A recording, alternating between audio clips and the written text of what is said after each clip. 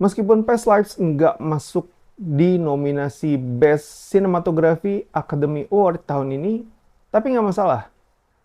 Berkat film ini, gue jadi belajar bagaimana sinematografi berperan penting terhadap penceritaan di sebuah film. Jadi melalui video ini, gue pengen mengapresiasi film ini karena Past Lives adalah film terfavorit gue tahun 2023. Ini adalah wishlist pertama gue waktu selesai nonton Past Lives di bioskop. Yaitu buat nge-spill gimana sinematografi itu menjadi titik tumpu dalam proses penceritaan. Dan video ini gue kasih judul Past Lives ketika sinematografi bercerita. Gue mau warning dulu untuk lo semua yang mau nonton video ini, karena video ini akan membahas plot secara keseluruhan dari awal sampai dengan akhir.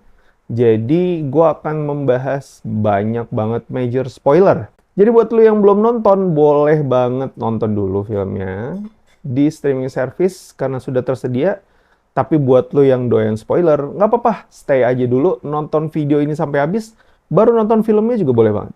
Oke, gue akan nge-breakdown bagaimana sinematografi di Past Lives dapat membuat film ini memiliki layer yang unik.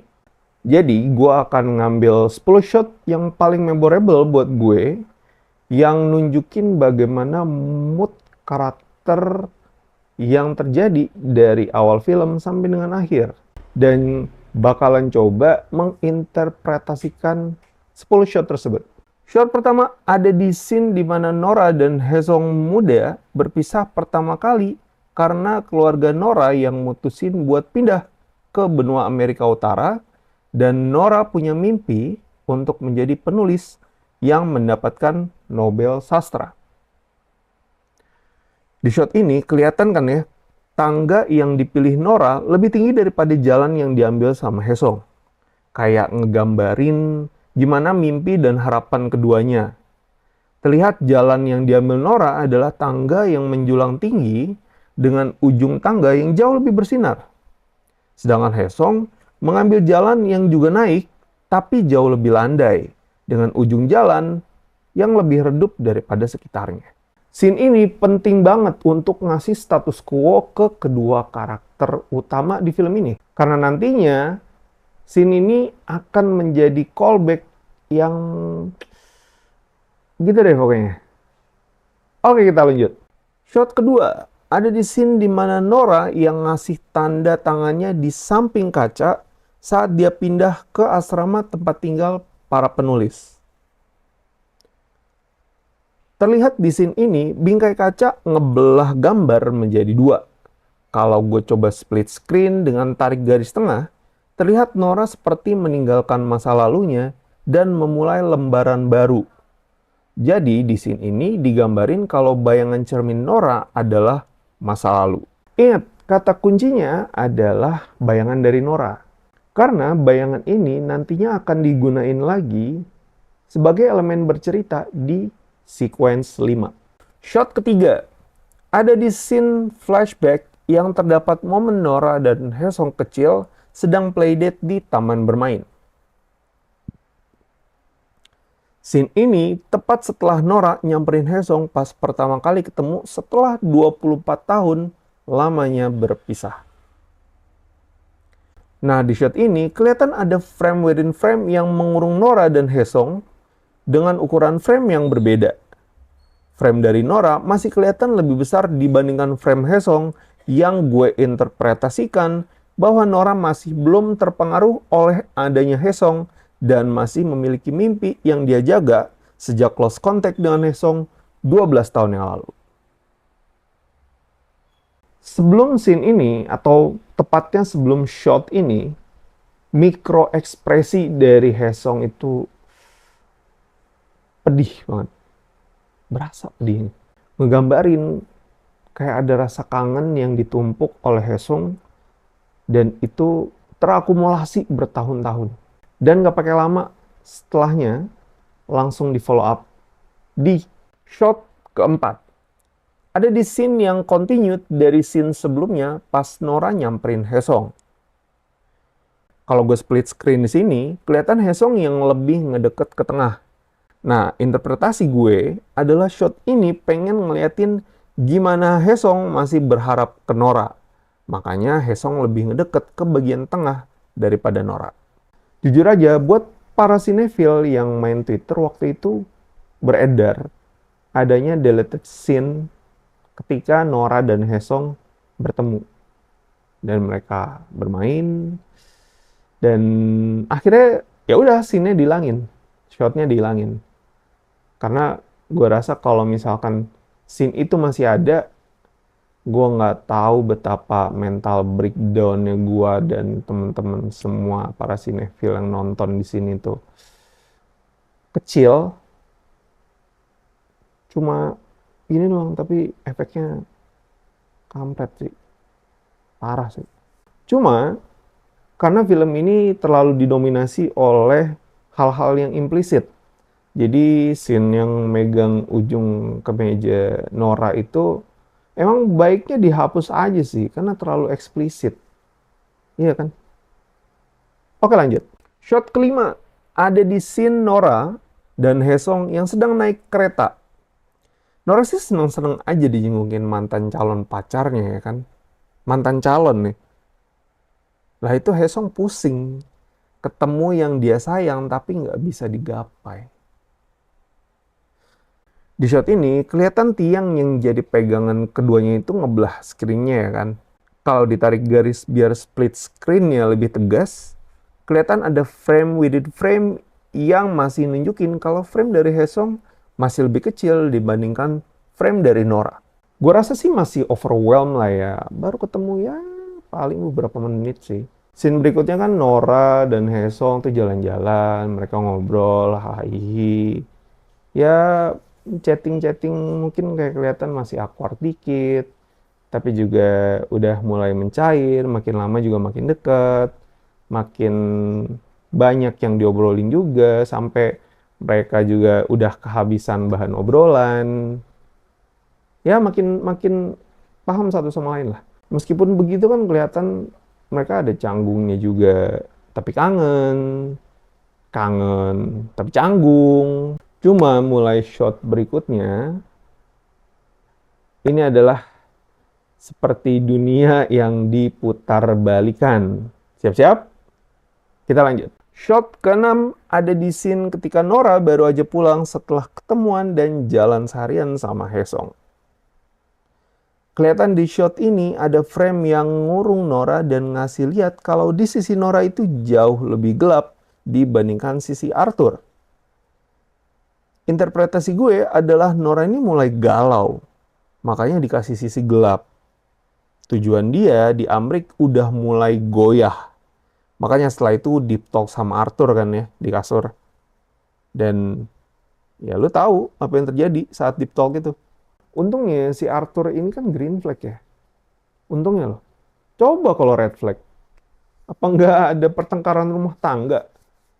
Shot ke-7. Ada di scene ketika Arthur lagi dengerin curhatannya Nora yang semua isinya tentang Hesong lagi, Hesong lagi, Hesong lagi. Di sini nih gue asli sebel sendiri sama Nora. Kelihatan shot ini kalau ada frame within frame yang mengurung Nora.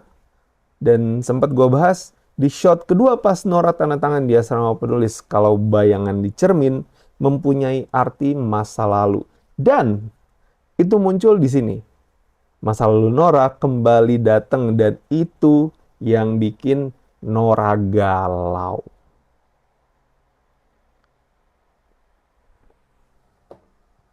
Asli kalau lu nonton lagi film ini, lu bakal sebel banget sama Nora.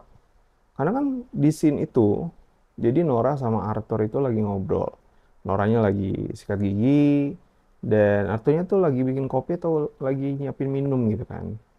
Nah, Arthur itu harus dengerin ngalor ngidulnya Nora yang ngomong Hesong begini, Hesong begitu, Hesong nggak gini, Hesong nggak gitu. Ini bukan Hesong banget, oh itu Hesong banget gitu. Jadi kan siapa yang nggak bete gitu loh.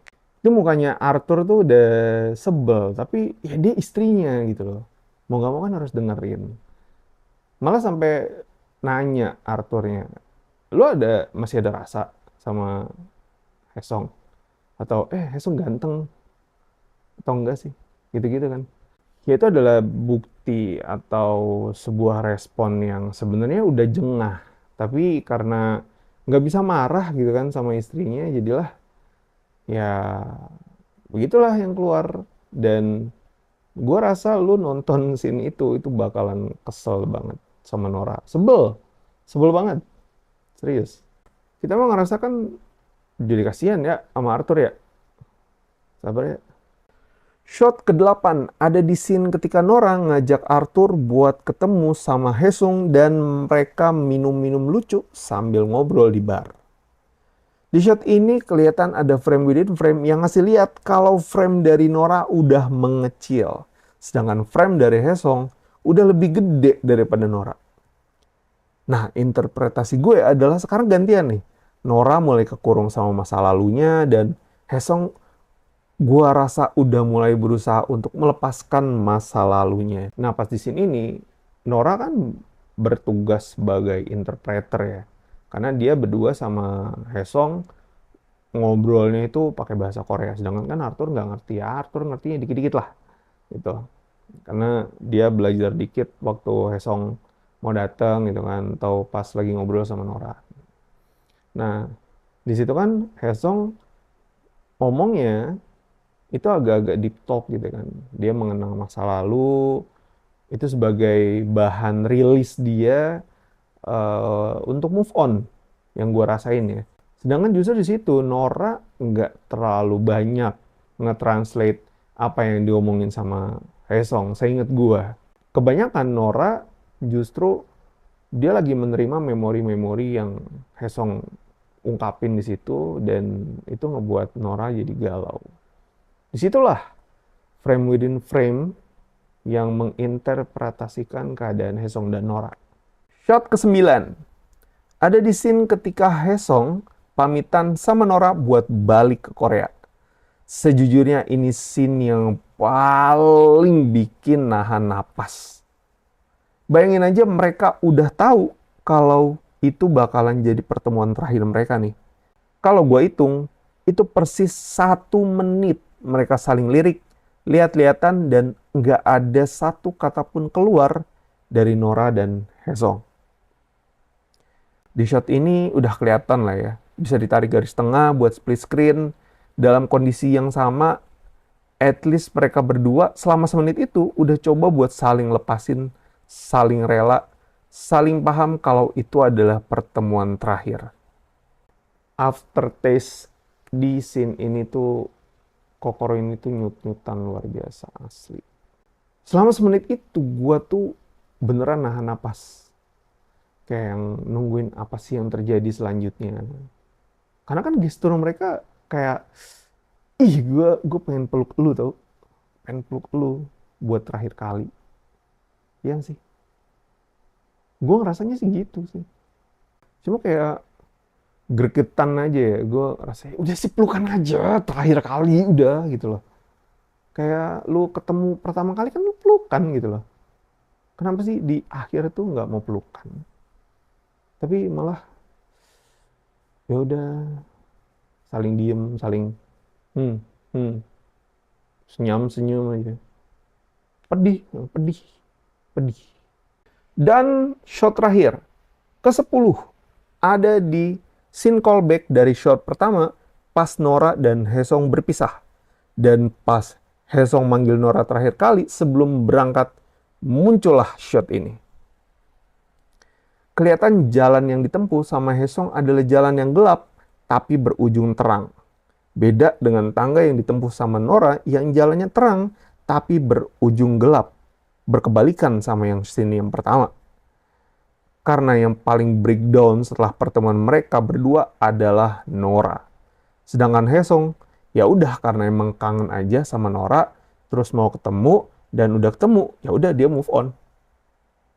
Sebenarnya emang udah bener keputusan Nora buat move on 12 tahun lalu ya.